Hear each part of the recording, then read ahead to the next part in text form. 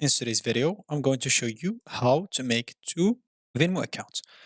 Of course, what you'll need to do or to know first is making two Venmo accounts is not possible with the same number or the same email address. Of course, if two accounts are active. So if you're trying to create two accounts while both of them are active with the same number or same email address, that is not possible. That's just impossible to do. So if you're looking for that, I truly apologize.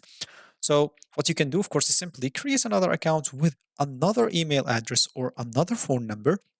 Or if you want, you can go and close your first account that contains your email or your phone number and then create another one uh, with the same number or same phone or email address. Of course, just both accounts with the same number or email address should not be active at the same time because this will not be possible and they will keep showing you an error if you try to enter the same.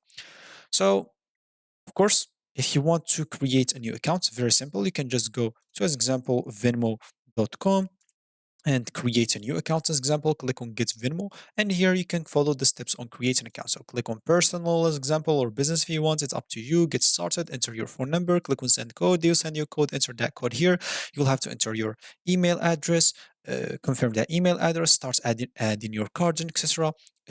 Or enter whatever required steps they tell you, and you should have a new account with the new number or new email address. But if you want to have another account with the same number and with the same email address, you'll need to go and close an account. So close a Venmo accounts.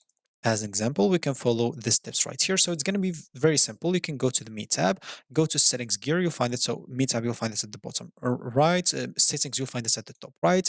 And then click on Accounts, and then click on Close My Venmo account. Of course, make sure it is empty. It does not have any assets. If you have any assets, transfer it to your card or transfer it to another Venmo user or return the payments back to the sender. Or if you have pending transactions, you'll have to wait for them until it's finished. Then you can close your account. Then go and create an account with the same phone number or same email address. So that's going to be it for me in this video. Thank you for watching and goodbye.